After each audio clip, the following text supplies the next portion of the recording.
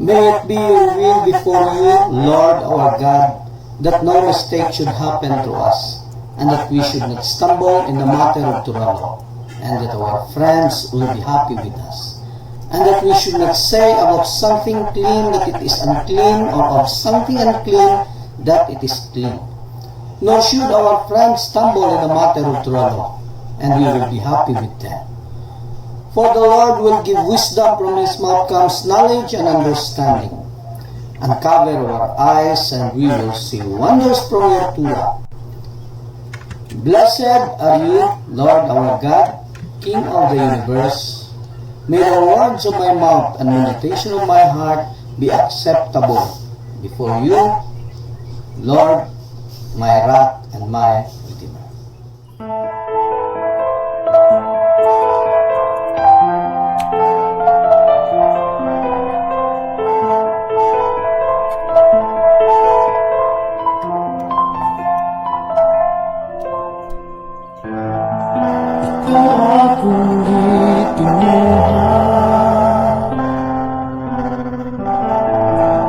Adonai ni Abraham, isa akong hakon. Ang balaod mo akong giyan, na ako makakatungkol ninyo. Ikaw akong gihigugma, Adonai ni Abraham, isa akong hakon. Ang balaod mo ang giyan, niini kinabuhi. Baruch Adonai Elohai Israel, Hashem dayon ka sa kanluran. Baruch Adonai Elohai Israel, Hashem dayon ka sa kanluran. Ikaw lang akong simbahon, Adonai ni Abraham, isa akong hakon. Ang balaod mo mao'y giyan, sa dalan sa pagkinabuhi.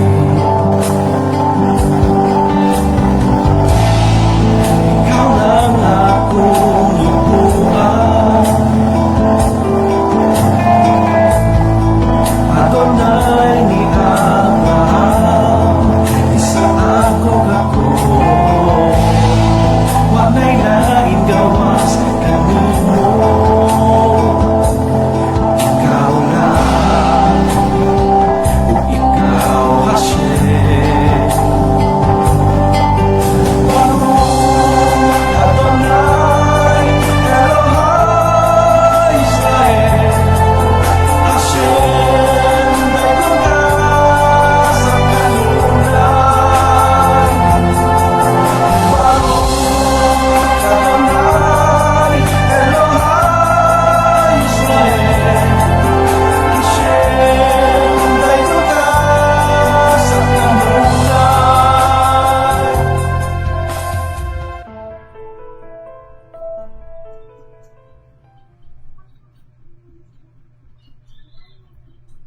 Okay, good evening to all. Balik ulit tayo dun sa di natin natapos kanina So, ganito po ang sabi ng Torah. Sabi ng God, the Torah was actually a tool. Kagamitan po siya sa paggawa kagaya po siya ng isang kagamitan sa paggawa ng isang kaharian. Kung maalala po natin, kapag gumawa ka ng isang kaharian o isang bahay, hindi po pwede na gaya nga nasabi ko kanina, hindi po pwede na wala siyang plano. Kasi kung mag-build ka lang ng kaharian tapos walang plano, ang mangyayari po dyan is andun po yung mayat maya may change order. O may change order. Change order meaning imbis dito yung kusina, natapos na kusina, tapos di mo pala nagustuhan yung posisyon niya, dito na naman, o dito na naman. So palipat-lipat kasi nga wala siyang tamang plano na dapat sundin. So andun ang tura, siya po yung sinasabing blueprint of creation. Blueprint meaning para siyang Xerox copy ng original plan of Hashem. Andito yung tura, at ang tura ang blueprint. So siya yung pinagbabasihan ni Hashem kung paano gagawin ang creation, in which lumalabas po ang bawat letra ng Jewish letters to form a word. So, and it consists 22 letters of the Hebrew alphabet. So, yun po ang gumagalaw habang ginagawa ang creation. So, yun po ang Torah. So, blueprint of creation. So, sabi dun sa Midrash Rabbah na ang Hashem is meron po siyang scroll. Di ba? Parang meron siyang scroll. Kagaya natin ba kapag gumawa po tayo ng bahay, meron tayong ballpen, panglista ng mga anong gagamitin, meron tayong notebook, meron tayong papel, i-drawing po natin kung saan banda yung kusina, dito siguro maganda, tapos ito yung kwarto. So, ganun po dapat kapag gumawa ng bahay, lalo na kapag ang bahay isa malaki. Kasi kapag hindi po ganyan, magiging paulit-ulit lang po yung ano ng bahay, then ang mangyayari po dyan is lalaki po yung gastos kasi nga ginastusan mo tapos pinaulit mo. Wherein kalimitan po yan nangyayari sa mga buildings. O ilang bahay na po, ilang buildings na po nagawa natin. Then, yun nga, mayat-maya kapag hindi nagustuhan ng may-ari yung andun yung change order. So, ang Hashem, gumagawa siya ng isang creation pero may nakalatag na po na plano. At yung plano na yun is mismo ang Torah. So, bago ni Hashem gawin yung creation is nakatingin muna siya dun sa Torah. Yun ang sabi dun sa Zohar na napag-usapan natin kanina tanghali, that God looked into the Torah and created the world. So, tiningnan niya yung Torah. Kaya ano nga ba yung Torah, no? Klaruhin po natin. Ang Torah po, ito po yung will. Ito po yung kagustuhan ni Hashem. Ito po yung wisdom. Doon sa will ni Hashem, andun yung kung paano gagawin. Wisdom kung paano gagawin yung will ni Hashem. Yan po ang Torah. Kasi kalimitan sa mga nakikita po natin na ang Torah isang 613. Yes, totoo po yan. Pero sabi ko sa inyo, balat lang po yan. Hindi po yan siya ang kabuuan talaga ng Torah. Kasi all the creation, makita at hindi makita, resulta po yan sa plano na tiningnan ni Hashem, kaya nagawa po yan siya. Yung plano na yun is yun mismo ang Torah. Dahil sa will ni Hashem, sa wisdom ni Hashem, na ang tawag sa kanya, natawag siya sa isang ang tawag doon is Torah. Will and wisdom of Hashem.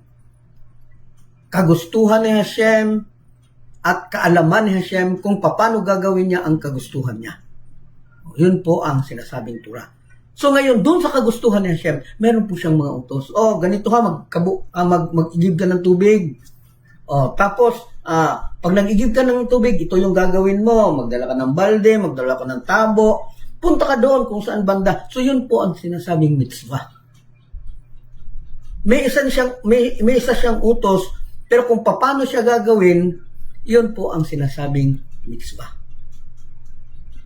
Kaya sabi kanina, the mitzvah is the candle and the Torah is fire. The lights of the fire.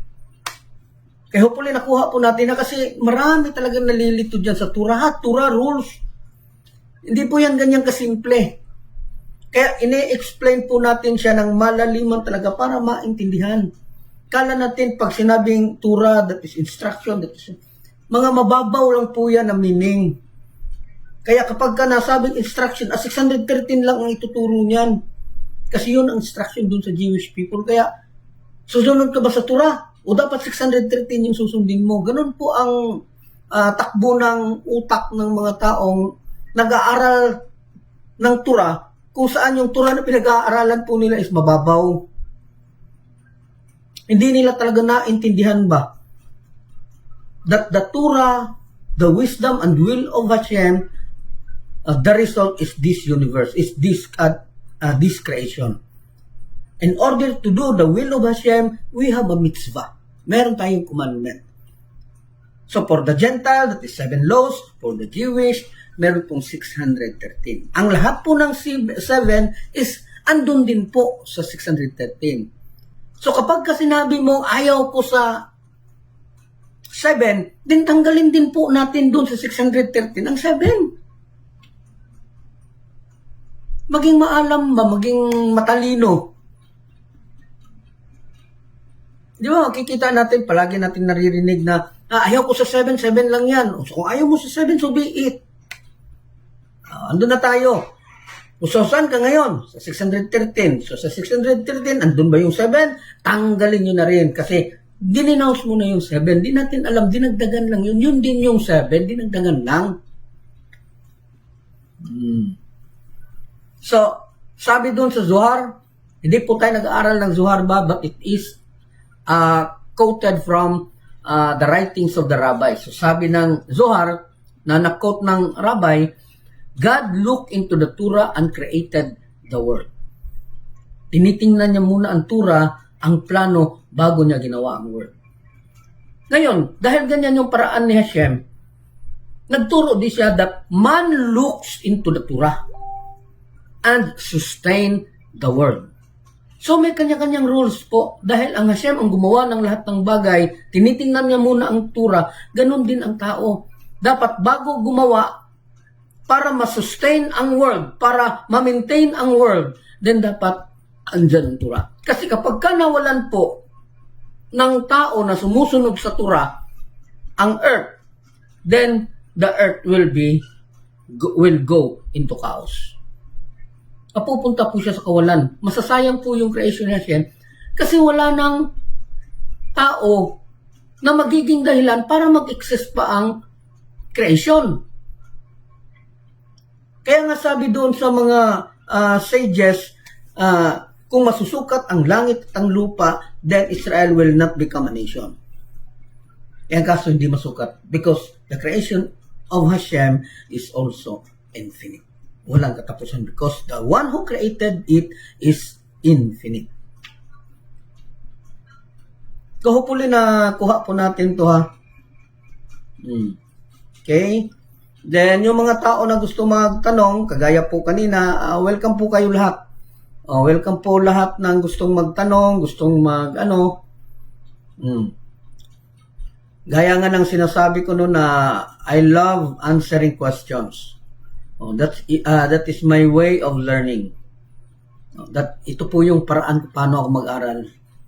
Answering questions. Kaya po, kapag walang question, salita lang ako ng salita dito. Wala pong challenge yung pinag-aaralan ko kasi hindi siya na dapat may question para yung mga talaga lumabas talaga yung mga side na dapat lumabas.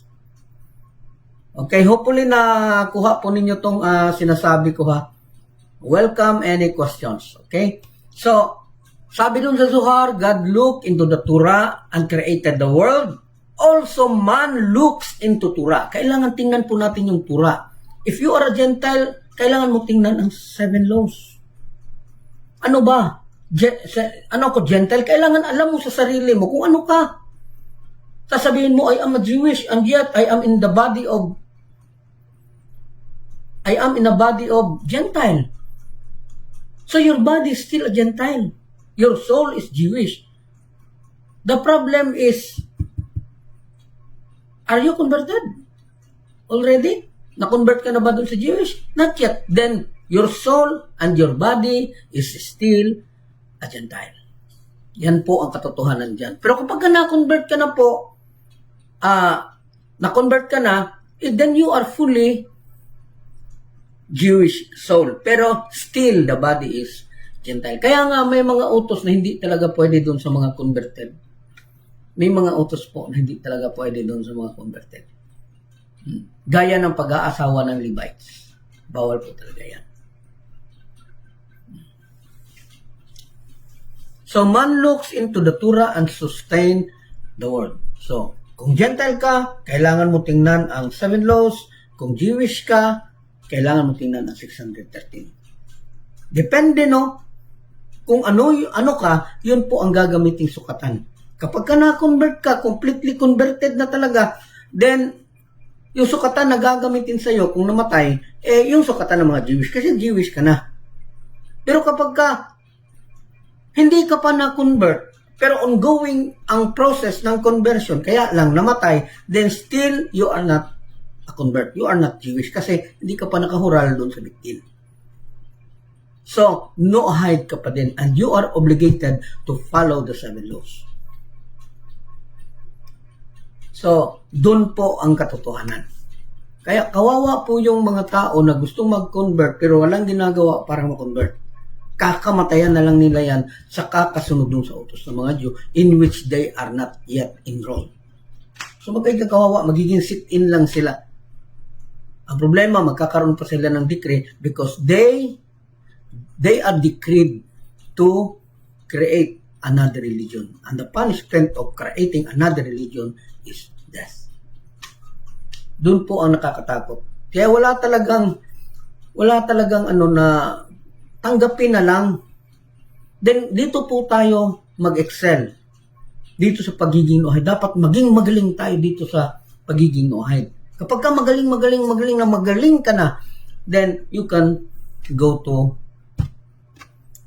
kung gusto mo talagang mag-Jewish. Kapag ka magaling ka na, nag-excel ka na, sikat ka na, tapos hindi ka pa nakontento, gusto mo talaga lumapit kay Hashem, then pwede ka mag-convert. Kasi baka dito nyo po makita yung hinahanap natin na kakulangan. Yung emptiness po natin sa loob, yung parang ano po natin, parang may hinahanap tayo, baka dito natin siya mahanap sa noahide. O kagaya ko, o ang iniisip ko noon, mag-convert talaga din. O kasi yun ang akala ko o mag-convert. Yun ang nabasa ko, kailangan maging Jewish. Pero ang problema, nung naging noahide po ako, doon po talaga ako nakontento.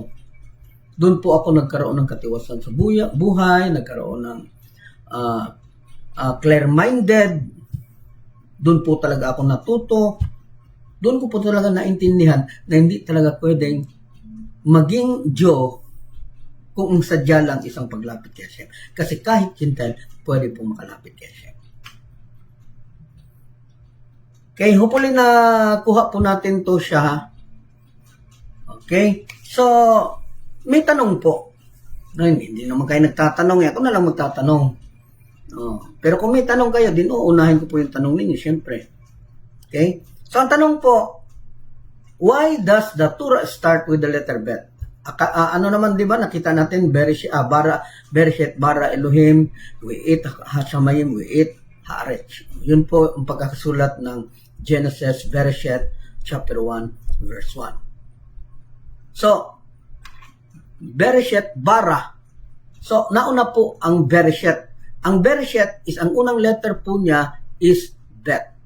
And we know that letter Bet has a numerical value or have a value in a Jewish connotation that is number 2. Diba? So, sabi dito sa tanong, why does the Torah start with the letter Bet? Oo nga naman, bakit Bet? Meron pwede naman maging alif. O kung naalala natin yung kwento ng alif at bet, medyo na-heart ang alif. Kasi siya naman ang unang letra, bakit doon talaga sa pangalawa? Para bang yung kwento ni Kurak at saka ni Eliezer, yung anak ni Eliezer, na kung saan kapalit ni Moshe, dapat si Kurak. Kaya lang lumaktaw doon sa anak ni Eliezer. Doon. So, medyo nasaktan ngayon si Kurak. Kasi nga, I am better than them and I am more qualified because I am the second in position to para maging pare po. Pero ang problema, anak ni Eliezer ang kinuha. So parang nilaktawan siya. So insulto doon sa Kaya ganun din po ang nangyari sa Aleph at saka Bet. Aleph, Bet, Gimel, Dalet. So that is 22 letters. Then yun nga po, ang unang letra na nasulat doon sa Torah, Bereshit, Bara, Elohim. So doon po sa Bereshit, Bet po ang nauna, which is number 2. Na kung titingnan po natin, ito pong letter Bet, no? Nagpapakita po that the Torah is consists of two parts. That the Torah consists of two parts. The written Torah and the oral Torah. Balikan po natin yung kwento ng Aleph at saka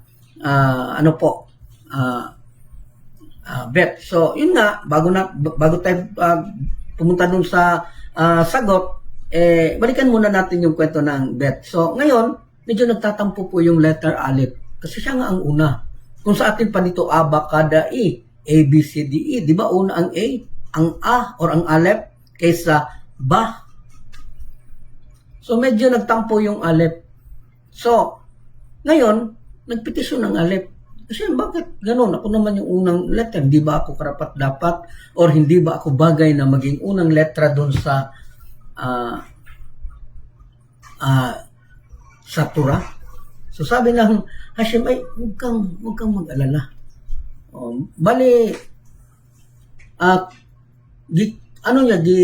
Comfort niya yung Aleph. Gi-comfort niya Hashem ang Aleph. Huwag kang mag-alala, Aleph. Kasi may para sa'yo. Kasi ikaw ang unang letra na gagamitin sa pangalan ni Hashem na ginamit dun sa unang verse ng Bereshit. Di ba maalala natin, Bereshit, Bara, Elohim. Yung word na Elohim, yung Elohim, yung E dyan, is actually Aleph yan siya doon sa pagkakasulat. Wherein naging proud ang Aleph. Ganun ba? Ang unang letter na nagamit doon sa pangalan na ginamit doon sa first verse, sa unang chapter ng Bereshit, is ako. Wow, that's good. Pangalan pa ni Hashem, Elohim, which signifies justice. So, medyo naging maayos yung pagtanggap ng Aleph, no, dahil hindi nga naman biro, laktawan ba naman siya. So hindi niya alam na meron palang nakaano pala sa kanya na mission, bakit hindi siya ang naging una. So marami pang rason po no na ginamit ng mga rabbis kung bakit nagkakaroon ng medyo konting tampuhan yung dalawang letra. So sabi nga, kaya Bet, because Bet connotes two, wherein these two means that there are two parts of Torah, the written Torah and the oral Torah. And these two, though a person, ma-Jewish ka man o ma-Gentile, should use his speech. Kailangan gamitin niya yung pananalita niya, letra, speech, to conversation and to study the written and the oral Torah. Kaya kung makita po natin ng mga Jewish na nag-aaral sila, hindi po sila tumitingin lang ganun. Hindi po sila ganun. Ang ginagawa po nila is minimorize po nila yung Torah by pronouncing it vocally. To vocalize the Torah. Kasi isa po talaga yan sa paraan ng pag-aaral, to vocalize. Di ba yung mga estudyante, maliban doon sa i-vocalize, andun pa yung sinusulat pa nila. Para mas madali nilang ma-memorize yung mga punto na kailangan nilang ma-memorize. So, kailangan isulat or i-pronounce. So, kailangan daw gamitin ng tao yung dalawang parts ng Torah. So, ibig sabihin, hindi lang po Torah yan. May written, wherein the explanation of the written, ang tawag po niyan is oral Torah. kung paano ginawa yung written, halimbawa, honor father, paano mo gagawin yan? So ngayon, kailangan yan ngayon i-explain. At ma-explain mo po yan sa pamamagitan ng pag-describe. So gagamitin mo ngayon ng mga salita. Kaya ang tao po, a person, should obligated to speak in order to study Torah. So, the Torah first word, Bereshit, is acronym po yan ng Bet tsaka Reshet. Kung maalala po natin, Bet is actually an apex letter of a root word, Reshet. Meaning nauna kesa doon sa root word na Reshet. Reshet meaning first. Kaya nga tawag kay Adam ha-reson. Reson, Reshet. They have the same spelling, which means first. Tapos, Be na to, Bereshet. So, ibig sabihin, to Reshet. So, ano po ibig sabihin ng to Reshet? To first. Okay? So, it stands of the number 2. So, ang ibig po sabihin yan, that for the sake of two things, that's why everything is created. Dahil po sa dalawang bagay, kaya na-create ang buong mundo. And what was is the two. Okay, ito pong dalawang to is, actually, ito po yung sinasabing first, Reshet, di ba? Reshet first, may dalawang first. So, sino yung first? Meaning, before creation, andyan na siya. Kasi siya yung first. Wala pa ang creation, wala pa lahat, then, meron ng dalawa. Sino po yon?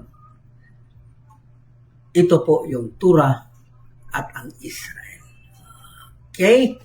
So, hopefully nakita po natin yan ha, na may nag-exist po before the creation. Aside from Hashem, meron na po nag-exist, and this is two. And that is the beginning of Bereshit. Reshet meaning first, dalawa. So, ibig sabihin, may unang dalawa. Yun po ang meaning ng Bereshit. Ano yung unang dalawa? That is Torah and Israel. Paano nangyari na nauna sila? Balik na naman tayo doon kay Hashem. Israel is part of Hashem. Ibig sabihin, wala pa lahat. Ang Israel na andyan na po. He is part of Hashem. And Torah is the will and wisdom of Hashem. So, nauna silang dalawa, wala pa ang creation. So, matatanggap na natin ngayon. Bakit? Ang Israel, ang creation is created for the purpose of two things. For the Torah and Israel. Kasi ang Torah, yan ang will ni Hashem. Yan ang wisdom ni Hashem. And the people of Israel is part of Hashem. And this creation, which resulted the soul, are many creation, and we are one of the creations. Kailangan tanggapin natin yan, na we are a creation of God. A higher creation of God. Not just a creation, but a higher creation of God. Okay? Mahirap po talaga i-explain to. Ito, no? So, kailangan po natin balik-balikan. Sabi ko nga sa inyo, ano po nyo, i-download nyo po yan. Anyway, i-download ko po ito bukas, no? From Bereshit 1 up to Bereshit 6 na po tayo ngayon. O para maipon po to, then kung may manghingi, pwede po natin padalhan. O para pwede nilang balik-balikan kahit wala po silang signal. So, the Torah consists of two parts, written and oral Torah. Kaya ang tao po, kailangan pong gamitin yung speech and conversation for the study, the written and the oral Torah, and not for the idol forbidden talk. Huwag daw gamitin yung mga bibig natin sa pagsasalita nang walang silbi na salita, walang gamit ba? kundi gamitin natin dun sa pag-aaral ng Torah, ng written at ng oral Torah. Okay, gandang gabi po sa lahat, no? Actually, inaantok na po ako, kaya lang, mas pinili ko pong aral po muna. Kasi nga, kahit na humiga po ako, hindi din po ako makakatulog. Alam na alam ko po yung sarili ko. So, makakatulog lang ako kapag kapalagay na yung isip ko. Okay? So, instead na magsigig muni-muni sa higaan, mag-aral na lang muna ng Torah. Okay? So, the Torah first word Bereshit, acronym Betrishet, no? Yung nga, first, and according to the Midrash Rabbah, malaking book natin ba? Tapos, andun yung pagkakasulat ni Rashi, Rabbi Yeshkaki. Then, ayon dun sa pagkakasabi niya, that Bereshit comprised of two Reshet, two first. So, and the two first is Torah and Israel. So, wala po tayong magagawa dyan. Hindi po tayo kasama dyan. Okay? So, yun nga, no?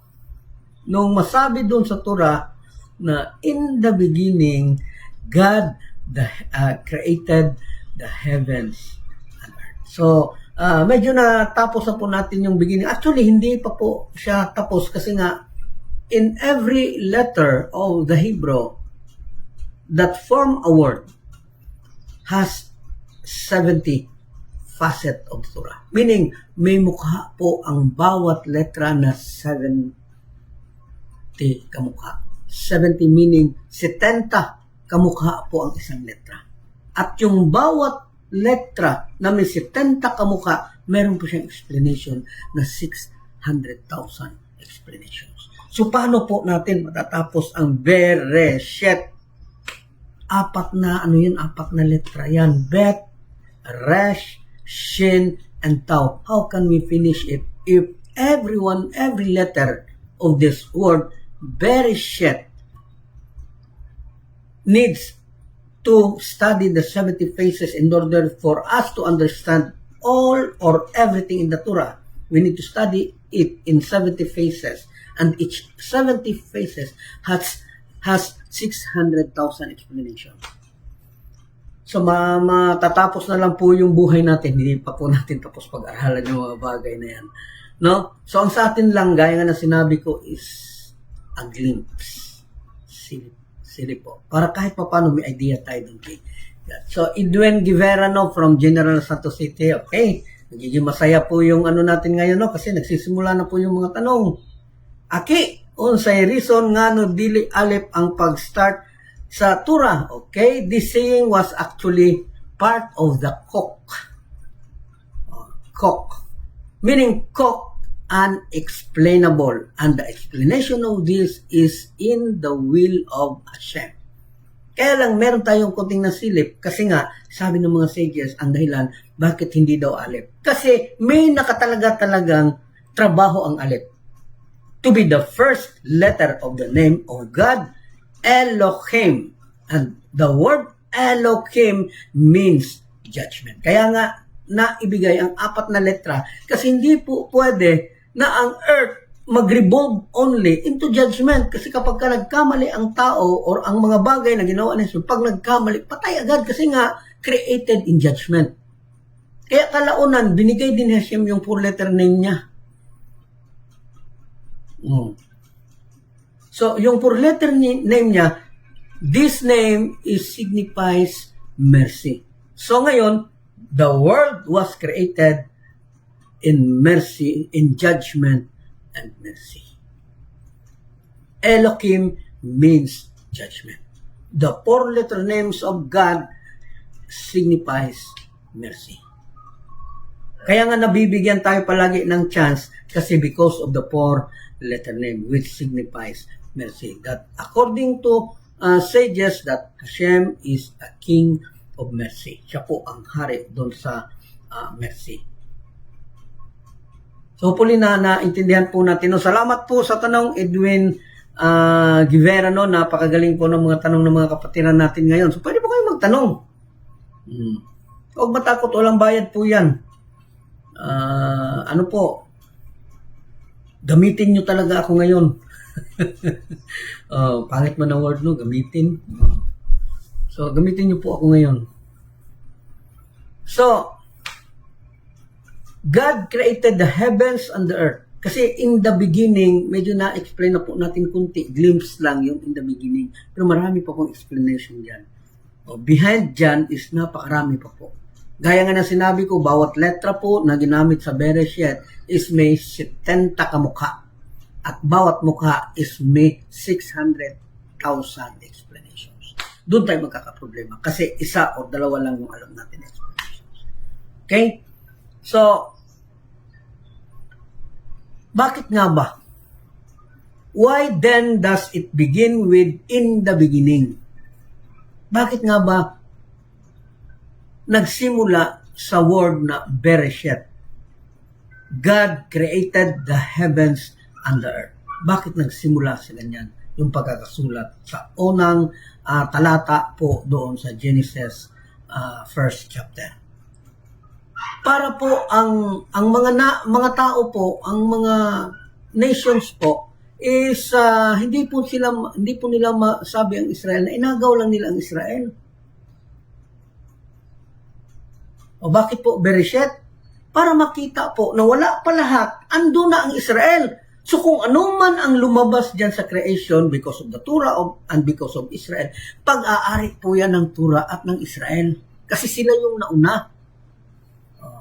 Kasi kapag hindi pinakita yung word na Bereshit doon sa unang talata doon sa Bereshit, then pwedeng mag-claim yung mga nation, ano kayo?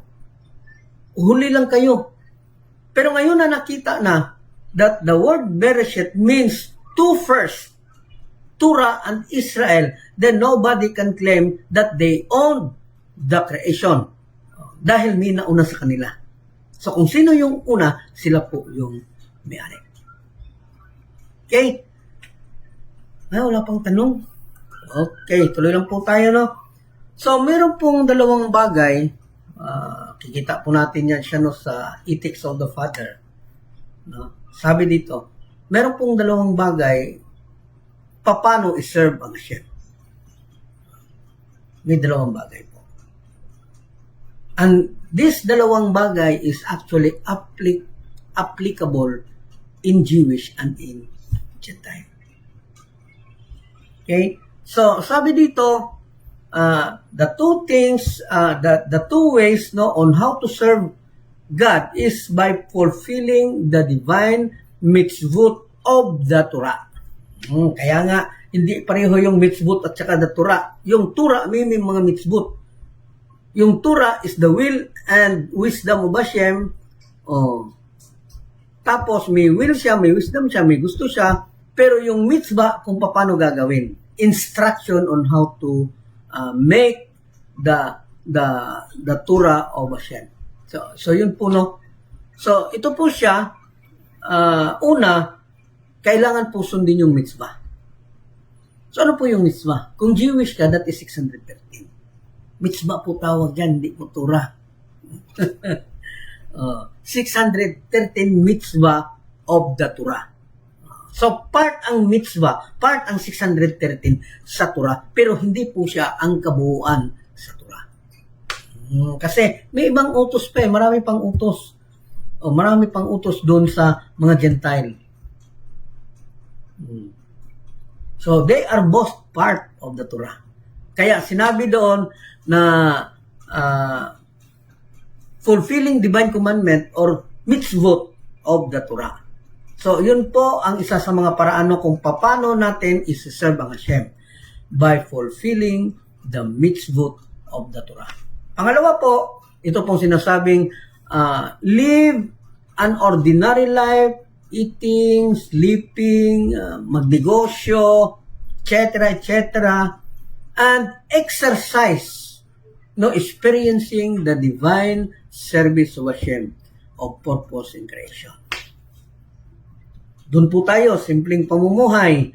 Tapos, ano lang natin, mabuhay tayo, matulog, kumain, o mag-asawa.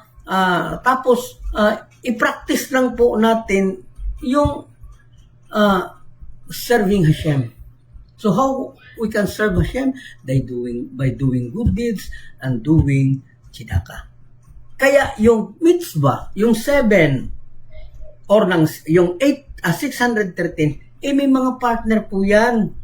O, ang partner po nila is good deeds and tzedakah. So, yan po ang ibig sabihin yan. Na yung pangalawa is kailangan po natin mabuhay ng simple, ordinary life, kain, tulog, doing business, pero kailangan natin i-exercise yung pagiging pagiging makatao, pagiging mabait, because that is the purpose of creation. Hopefully, naintindihan po natin to.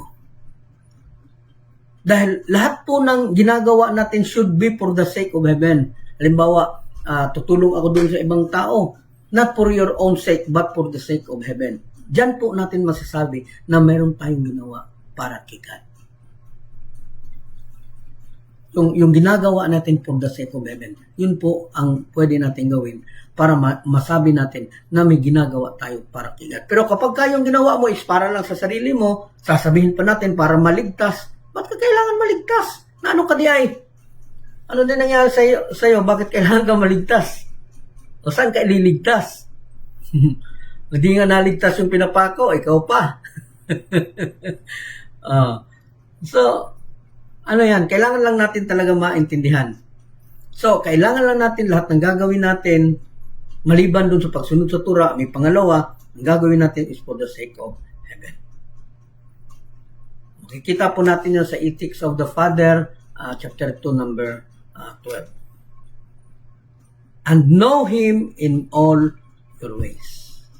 So, maliban doon sa pagsunod sa Torah, sa mitzvah, then maliban doon sa pang-araw-araw na mabuhay na magiging mabait, then sabayin yung dalawang yan, then we need to know Him or we need to know Hashem in all our ways. Sa atin pong paraan, hindi po sa paraan ni Hashem kasi hindi po natin kaya ang paraan ni Hashem. Okay? Okay. Edwin Guevara Aki sa paghatag sa Torah sa Mount Sinai ngano po ano ki ang gamit giuna Aleph nga ang Torah start Mansabet.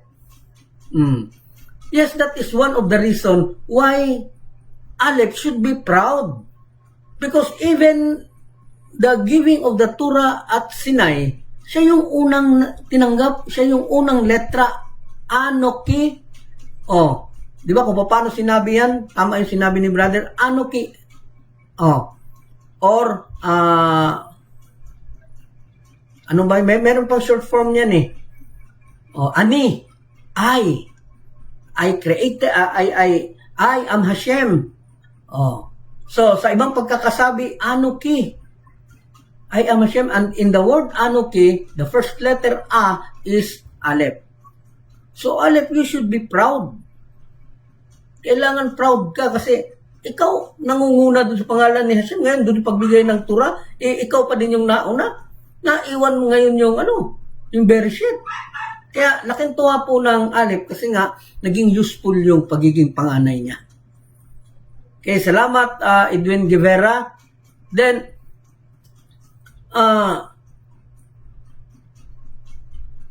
nung sinabi na in the beginning, so it refers to the beginning of time and space. Diba, maalala natin na hiniwalay ni Hashem ang tubig at saka ang lupa. Ang puro tubig, tubig ibabaw, tubig ilalim, pinaghiwalay niya yan. Parang binanat ba? Para magkaroon ng space. Kaya nga, yung hangin, yung mga ano natin, para siyang yamog, nag-create siya ng tubig. Kasi actually, from the start, water po yan lahat na bininat lang. At dahil bininat siya, lumaki-lumaki siya, hanggang sa naging pino masyado siya, wherein kung hihigupin mo siya, kagaya ng Israel na hangin, ginagawang tubig, yan po ang nagpapatunay that the space itself is water. May faucet po ang Israel, kung ano po natin, may faucet po sila na hinihigop nila ang hangin paglabas po, tubig. Ganun po kagaling ang imbensyon ng mga Hudyo doon sa Israel. Tataka ka, maliban doon sa refrigerator na yung yelo niya ginagawang tubig o yung dagat ginagawang inumin, umalipan po dyan. Pero ang Israel po may kakayahan po na gumawa ng hangin na pwede gawing tubig. Because that is actually the nature of creation. Na tubig talaga lahat. Tapos, binanat. Kaya nung sinabing in the beginning, i-refers din po ito dun sa beginning of time. Kasi wala pa lahat, wala pang time, wala pang space, andyan na po ang dalawang bagay, Tura and Israel. Nung nagsimula ng creation because of Israel, for the purpose of Israel, and the plan is ang Tura, kaya na-create po ang unang creation which is the time. The first, the time. And that is, time is actually invisible, ano po yan siya. Invisible, hindi po makita yan. Kaya nga hindi natin makita, yung sabi nila makita nila hangin, hindi po yan hangin, tubig po yan, na dinala ng hangin. So hopefully ano po natin yan ha, makita po natin yan. So, mabasa po natin yan doon sa Suporno. Pagkakasabi, in the beginning, chapter 1 verse 1, na yung beginning, to first, actually, it refers to time and space. So before anything created, may una, Tura and Israel. So aside sa pagiging una nila, dito sa baba, meron ding nangunguna, dalawa din. Time and space. Okay? So hopefully naintindihan po natin yan ha? Kasi napakalalim po ng natin, pinag-aaralan natin. Okay, Edwin Guevara. Aki, ingon sa Tura, heaven above and heaven below. Buot pasabot ba nga ang heaven tubig? Yes, actually. Kaya nga, we eat has some mayim. Mayim, water. Sa mayim, heaven. Water is mayim. So, yung na-create above heaven, below heaven, actually, ang meaning niya yan is water ibabaw, water ilalim. They are both heavens. Sa mayim, heavens. Bakit sa mayim? Because siya means fire and water. Sa mayim. Okay? Hopefully naintindihan po ninyo to ha. Kaya nga sabi ko sa inyo, magtanong kayo. Kung kaya kong sagutin, sasagutin ko po. Pero kung pagka hindi ko po kayang sagutin, then we ask the rabbi. Or pwede yung nagtanong, alam niya. Kaya lang, andun po, tinanong niya lang, para po din sa kaalaman ng iba, dun sa mga nakikinig. Kasi marami talaga tayong makukuha dun sa mga tanong. Hindi lang ako ang makakapag-aral, hindi lang ako yung maka-review dun sa mga lahat ng pinag-aralan ko, pati din po kayo. So, maiintindihan po ninyo yan. Okay, so magagaling po yung mga natin, leaders natin, hopefully. Naging maayos yung mga discussion ninyo nung mga nakaraang araw ha. Salamat nga pala dun sa mga nag-participate. So, may nagsabi po sa akin that I mold good leaders. No, nakikita kasi nila dun sa mga, although may mga discussion, pero ganun po talaga yung pag-aaral po. Kailangan po discussion. Kung makikita po natin yung mga Hudyo kapag nag-aaral sila ng Talmud, makikita mo parang nag-aaway na. Kasi kanya-kanya silang depensa. In which lahat po ng depensa nila is correct. Because of the 70 faces of the Torah. 70 po na mukha ng Torah, ng letra. At yung bawat letra, bawat mukha is may 600,000 explanation. Kaya napaka-imposible po na maabot natin yung level na yan. Swerte na kung merong isa at dalawa. Pero may mga rabbi po, kagaya ni Mose, na kaya pong sagutin kahit na 20 reasoning of the Torah sa kada letra. Ganun po katalino yung mga Hudyo. Even Kurak and Mose actually equal in intelligence. Equal po sila sa dunong. Kaya lang, because of jealousy, doon nagkakaproblema si Kurak. Kaya, ayun, dahil sa sulsol ng asawa niya, Nasira si Quran. Okay? So, dito po dahil po dito nakikita po natin no, na itong beginning is marami palang connotation. So dito natin makikita din no, ang reasoning ni Rabbi Senyor Zalman of Liadi. Mga sikat po ito ng mga rabbis. O hindi po ito mga basta-basta na rabbis. Marami po silang mga libro na nagawa na hanggang ngayon ginagamit pa din ng mga nag-aaral po doon sa Judaism. So sabi po doon, philosophers said, yung mga nag-aaral talaga sa pananalita, may sinabi. So why did God create the world only when He did? Why not 1 year daw, 2 years, kagaya ng paggawa ng bahay? Hindi po yan siya pwede palaging madalian. Kasi doon sa madalian, posible na doon ka talaga madapa. Dahan-dahan lang. Para makita po natin yung gagawin natin na beauty doon sa ibibuild po natin. So ganito po yung sinabi ni Rabbi Senyor Salman of Liadi. Okay, sabi niya, God created the world only when He did. Ginawa niya ang world, nagawa lang niya sa panahon na ginawa niya na. Medyo matalinghaga itong sinabi ni, balik-balik, parang yung sinasabi natin na parang balik-balik na talaga siya. Pero napakaganda po ng pagkakasabi niya at hindi po yan basta-basta. Kasi mga sages na po nagsasalita tungkol dyan eh. Bakit nga ba na-create ang creation nung ginawa niya? So, ibig sabihin, instant. Bakit hindi niya ginawang 1 year? Hindi niya ginawang 2 years? Hindi niya ginawa ng 3 years? Or even 100 years? Or even 1,000,000 years? So, what's the reason behind? So, actually, yung kinikwenta po dito, unang araw, isang araw, dalawang araw, is not a day of man. It is a day of Hashem.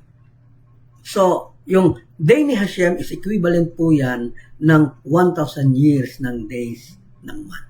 Kaya nga, we are given 6 days in the days of Hashem. So, meaning, we are given 6,000 years to rectify our soul.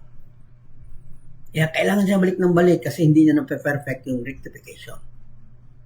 Hopefully nakakuha po natin kaya may tanong bago natin balikan. Eduardo Danyo, atmospheric water generator which extract and condenses atmospheric humidity to produce drinking water. This can be found in Israel. So, gaya ako mismo, kasi ako nakapunta dito, marami nakapunta dito, gaya ni Nick Tadley, la Edwin Ortez, la Mrs. ni Edwin. So, kami po nakita po talaga namin na merong faucet po dyan. Sige lang, andar yung tubig. Tataka ka, wala namang gripo, wala namang source of water. Yun pala hangin, hinihigop nila yung hangin paglabas. Tubig, napakasarap, malamig pa. So, salamat Eduardo Danyo sa pag-share mo ng idea po. Okay, so sabi po dito, why not 1 year, why not 100 years, or 1,000,000 years earlier? Since whatever reason he had for creation were certainly just as valid then. Bakit nga ba ginawa niya lang doon sa 6 na araw or in the 7 days? Kasi hindi po talaga 6 days yung pagkagawa ng heaven and earth. Even 7 days of Hashem, nag-create pa po siya. At doon sa 7 days po niya natapos and He finished His work on the 7 days. Pero bakit 6 days ang nakarecord doon sa Biblia? Okay, nangyari po yan during the time kung saan si King Philodilphus is pinatawag niya ang 72 scholars ng bawat tribes. 6 scholars ng bawat tribes. Sa rason na kailangang ilipat nila ang Torah, isalin nila sa wikang from Hebrew, isalin nila sa Greek. Kasi nag-request si Philodilphus, bakit ang diehard ng mga Jewish doon sa Torah nila? Hindi naman namin maintindihan. Ipaintindi mo nga. So, pinatranslate. So, alam ng mga Hudyo na medyo magagamit ito sa hindi tamang paraan. So, surprisingly and miraculously, Kasi yung 72 na mga elders ng bawat tribu po is hindi po pinag-isa lang ng room. Inihiwalay-hiwalay sila isa-isa, doon ka. So hindi po sila pwedeng magkopyahan. At bawat isa po sa kanila doon sa 72 is kailangan pong sumulat ng Torah. Doon sila nagka-problema kasi nga pwedeng magkamali yung isa. Pero surprisingly, miraculously, nagawa nila ang Torah na kahit kudlit is walang mali. Nakapagtataka po yan. Kapag kasalita po, kwento po yung pinapadala mo doon sa tao, dinadagdagan po yan. O kung di man dagdagan, bawasan. Para siyang ulam ba na ipadala mo na yung nagdadala is tumitikim din habang andun sa daan. Tinitikman niya kung masarap ba yung dala niya. So parang ganun lang po. So, yun nga no. So, he did the creation were certainly just as valid then. Kahit na ilang araw po. So, bakit hindi maraming taon? Bakit kailangan talaga 7 days? Kaya nga, sabi dun sa Torah, and on the 7th day, he rested. Kasi po, 7 na. Nagtatrabaho pa din siya. Natapos po, 7. Kaya sabi dun, and on the 7th day, he rested. Ang tanong, bakit naging 6? Kasi sinadya talaga ng mga Diyo na maliin yun, instead of saying on the 7th day he rested, he finished his work and he rested. Sinadya talaga nilang 6 para maano ang mga Greeks. Malito ba? Hindi nila makuha ang tama. Kasi kung nakuha nila ang tama na translation talaga sa Torah, then pwede nilang i-claim na sa kanila yun. Walang kaibahan. Pwede nilang i-claim, sa amin to, dito sa kanila galing. So to maintain the identity of the Torah, to maintain the identity of the Jewish as the owner of the Torah, then, kailangan nilang baguhin. Kaya lang, may malagra pong nangyari. Nagkahiwalay-hiwalay kaya sila yung 72 katao, 72 din kabahay. Hindi sila pwedeng lumabas pag hindi nila tapos yung trabaho nila. Ang nakaano po, is kudlit, tulpok, lahat sila pareha. Hindi naman sila pwedeng mag-text kasi sa mga panahon na yun, wala pang cellphone. Uy, baguhin natin to ha. Instead of saying 7, we make it 6 para malito yung mga tao. Ang nakaganda, sila lahat po, ganun yung iniisip. Hindi naman sila nag-usap-usap patungkol po doon. Basta nung pinasok sila doon sa isang room, ikaw na gumawa ng Torah, naisip niya, pwedeng gamitin to ni Pilodilpos doon sa paniniwala niya at angkinin niya ng Torah kung tama yung matanggap niya. Ulitin ko, instead of, and on the 7th day, he finished his work and he rested. Hindi, ginawa nilang 6. So 6, 1, 2, 3, 4, 5, 6, he created everything and on the 7th day, he rested. So doon po nagkamali. So sabi po ni Lubavitch Rebbe po, the highest rabbi sa panahon niya, meaning siya yung chief rabbi, tawag po sa kanya si Lubavitch Rebbe. Then, sabi niya, time was the first creation. Yes, because there is 2 first, di ba? The time and space. Okay? So, the first mitzvah is, so the Hebrew verb, bara, di ba sabi natin kanina, Bereshit bara Elohim. So, vi'it haaretz. No, vi'it hasamayim, vi'it haaretz. So, ganun po yung pagkakasabi doon sa Hebrew. So, yun nga, dahil doon sa sinasabing bara sa to ay yung mapanggamit na pang ano sa lupa, pero hindi po yan siya ganun. Bara is a Hebrew word for created. So, sabi doon,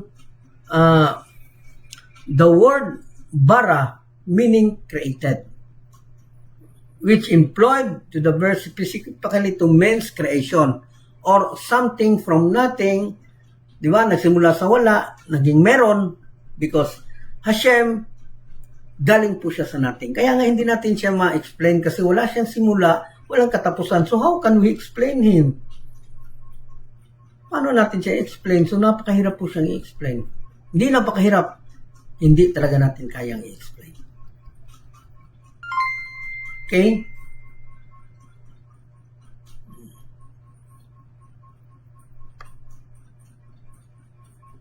Okay. So the Hebrew verb bara, created, employed by this verse, specifically means creation. Creation from something to something from nothing. Nag-create na ito siya ngayon, galing siya sa wala. Because the Creator is come also from nothing. Okay? So, nung pagkakasabi, the heavens and the earth, dito nag-aaway yung mga school po nila. May dalawang school po kasi na nag-aaral ng Torah. The School of Shammai and the School of Hillel. So, the two school, Shammai says, so sabi ni School of Shammai, the first created is heaven. Nag-aaway sila, nagbabangayan sila kung ano to una talagang ginawa, heaven or earth.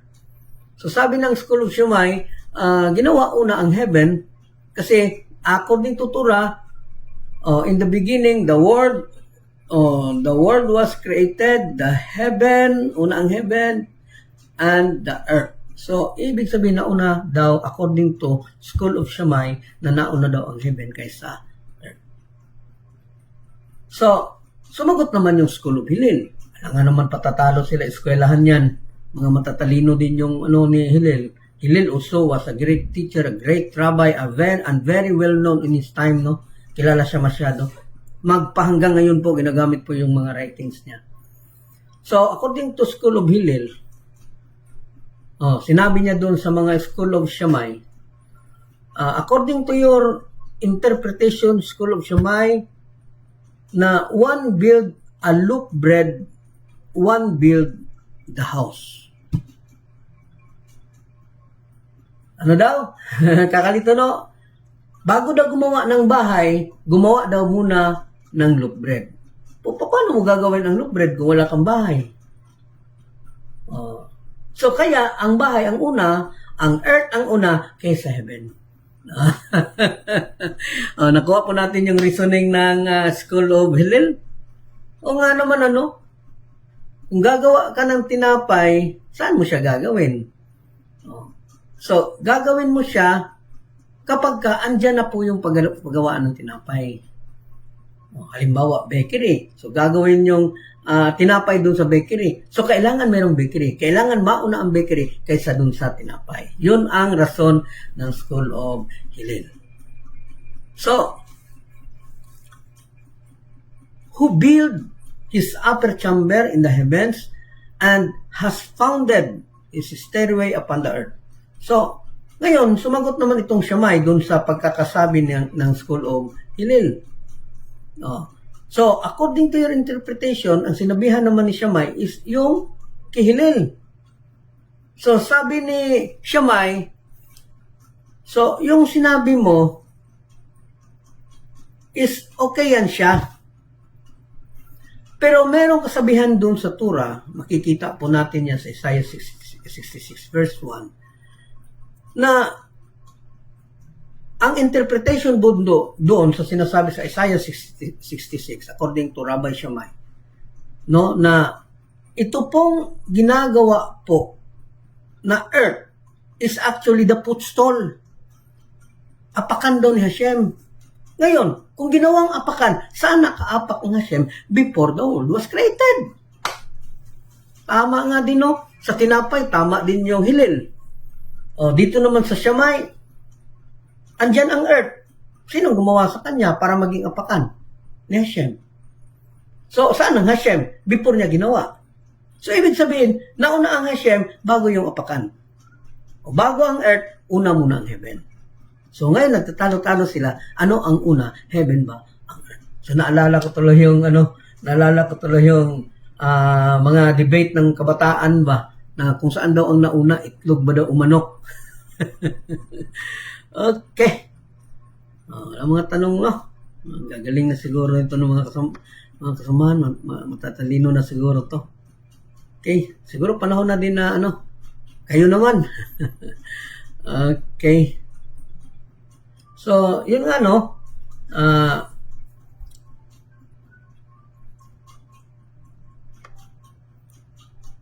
So, ganun po yun na ang pagkakasabi ng School of Shammai and School of Hillel would actually both correct. Okay, makita po natin yan doon sa Talmud Kagiga 12a.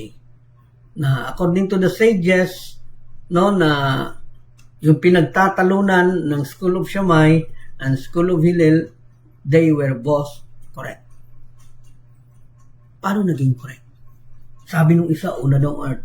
Sabi nung isa, una daw ang heaven. So, paano naging correct? Contradiction yan. So, sabi ng mga sages, they are both correct because they created in the same time. Kasi andyan na ang time. Una pa kaysa doon sa heaven and earth. Yes! Sana naintindihan nyo yan. Okay? Sana maintindihan po ninyo yan, no? Now, before everything created, there is Torah, there is Hashem, and there is Israel. During the creation, meron po siyang Torah, written, meron po siyang oral. So, andun heaven and earth. So, alin ang una? Heaven or earth? Kaya nagkakaroon ng debate. So, nung magkaroon ng debate, then, ayun. Sabi ng mga sages, they are both correct dahil nga tama pareha because the heaven and earth were created at the same time. Okay, hopefully na intindihan po natin, no, medyo critical talaga yung explanation ng very short po, no. Despite doon sa pagpikit ng mata ko, pero ang ganda pa din pag-usapan ng ano. Ayoko pang matulog. Okay. So, the sages said, no, that they were created together. Kasi nga, everything is water. Sabay po sila. The water itself is the heavens. Shamayim heavens. Bakit mayim? Because Shamayim is from water. Andun sa ilalim ang earth. Kaya nung sinabing expand, extend, pag-extend nun, lumitaw ka lupa galing dun sa tubig, ayun. Ibig sabihin, andun na ang lupa sa ilalim. Meaning that they were created at the same time. Okay? So, salamat dun kay Talmud Kagiga, no, na at least kahit papano, alam natin kung saan ang nauna. Despite dun sa mga debates ng mga magagaling na rabay. Pero andun, mas madali po natin siyang maintindihan sa tulong po ng mga sinasabi ng mga sages. So, nung sinabi doon sa Utivot di Rabbi Akiba, doon sinabi na, in the beginning, God created the heavens and earth. So, pinag-ano muna, no? Ano yung in the beginning? Wherein, ang in the beginning, na-explain na po natin yan kanino, no? That the word bet were actually two.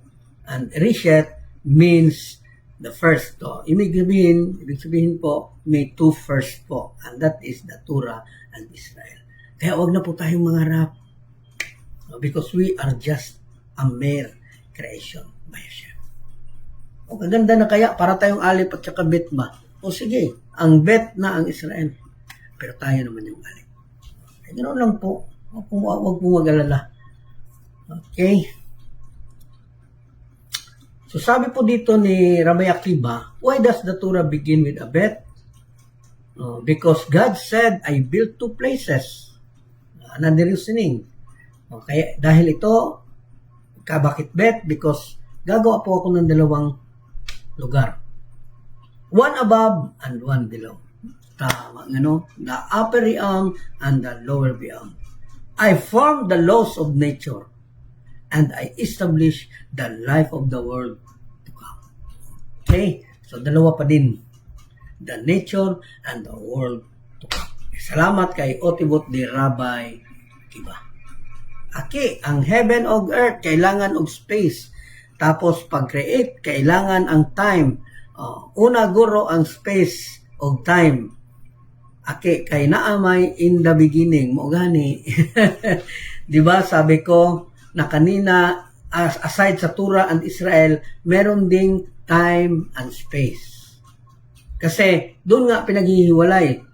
At doon sa paghihiwalay is kailangan po yan siya ng oras, time. At dahil doon sa time na ibinigay, magkakaroon po ng space. Yun po ang ibig niyang sabihin.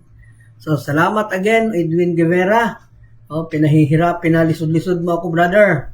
Pero mas maganda pa din yan, at least na recall lahat no, ng mga pinag-aaralan natin nung araw no. Ito si Edwin Rivera ano ko po to, bata pa ako kasama ko na to. O nasa Davao to.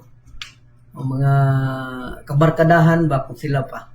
O, kaya kahit anong mangyari no, kahit na anong magkasama kami niyan. Okay, Grace Mowley from Canada. Tama, created ang heaven and earth. Nasabay. Salamat sa explanation, bro. Pag ako ang nagbasa kasi niyan, nakakalito talaga. Mas lalo ko ngayon naintindihan. Simple at maliwanag pagka-explain. Hindi po kami makapagtanong. Nakikinig po kasi. Thank you po. Okay. So, yun lang po ang sikreto, no? Makinig. Din mag-isip. Hindi lang simple na pagbabasa, kundi makinig, makiramdam, magtanong, mausisa. Lahat gamitin po natin because we are in the process of studying. No? Kailangan, andun po tayo sa proseso kung saan nag-aaral po tayo. So, doon makikita, dahil pinag-aralan po natin, maiintindihan po natin that heavens and earth were created. Walang una po sa kanila, walang nahuli. Hindi ko mo sinabing heavens is nauna na ang heaven kaysa earth. Because water, heaven, water below, water above. So, above realm and lower realm, nung magkaroon ng time and space, inat, expand, then lumitaw ang lupa na nandun pala sa ilalim. That's why the reason the sages said that heaven and earth were both created at the same time. Okay? Makahirap explain, no? So, sige.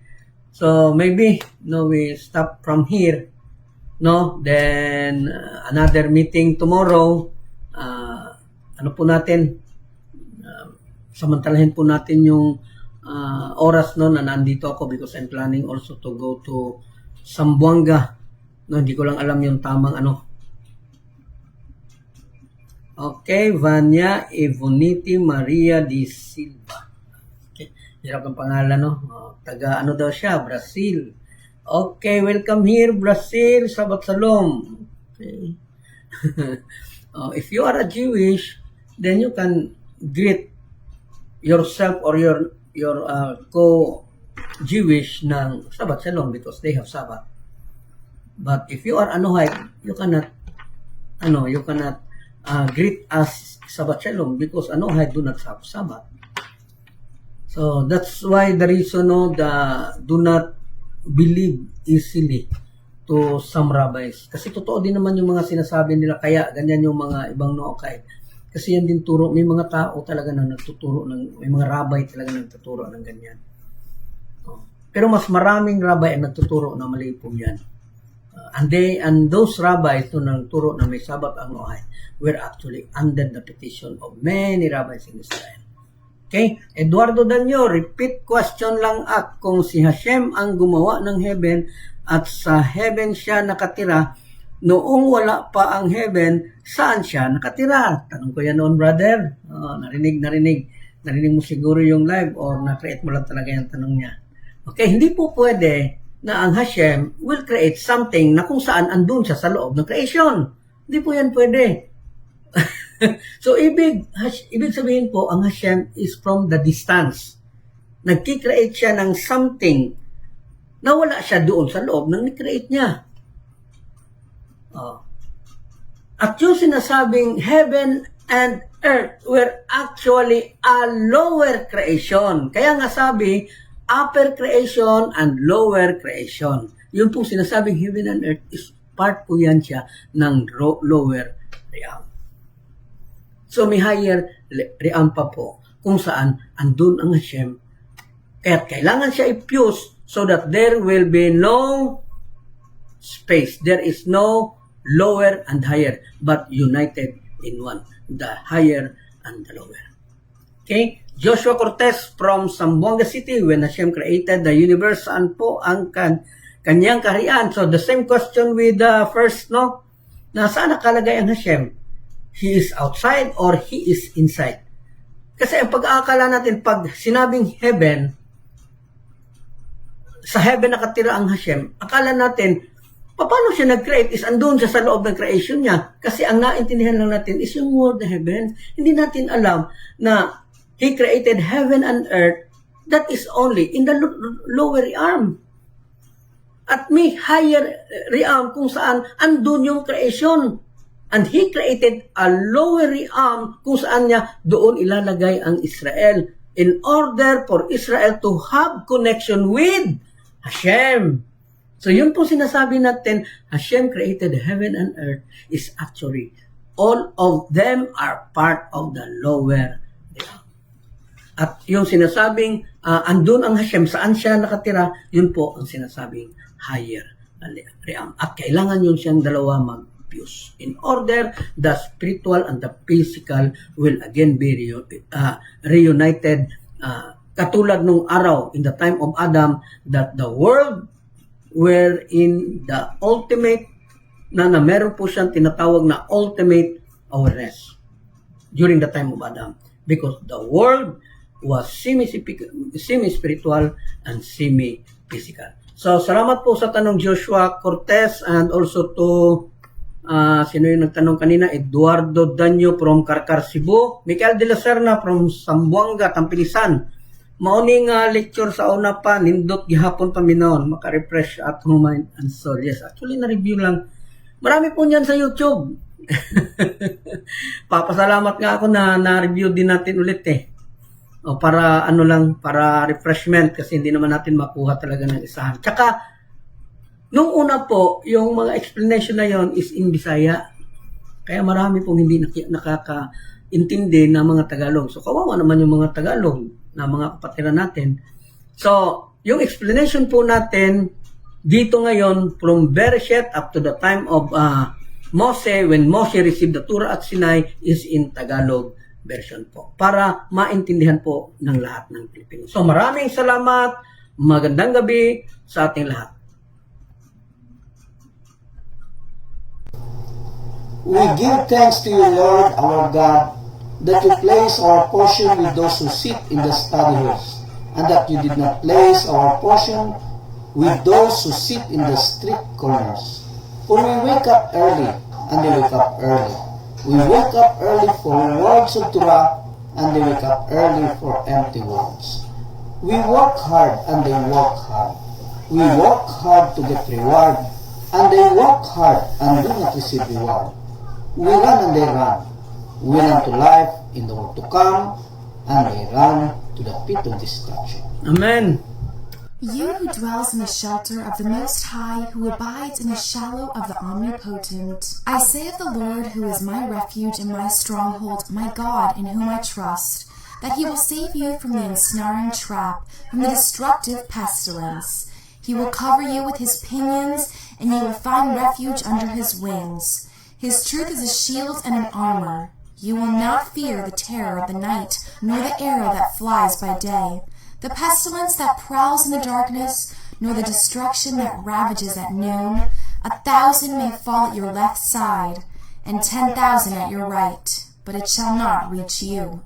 You need only look with your eyes, and you will see the retribution of the wicked, because you have said, "The Lord is my shelter," and you have made the Most High your haven. No evil will befall you, no plague will come near your tent. For He will instruct His angels in your behalf to guard you in all your ways. They will carry you in their hands, lest you injure your foot upon a rock. You will tread upon the lion and the viper. You will trample upon the young lion and the serpent. Because He desires me, I will deliver him. I will fortify him, for he knows my name. When he calls on me, I will answer him. I am with him in distress. I will deliver him and honor him.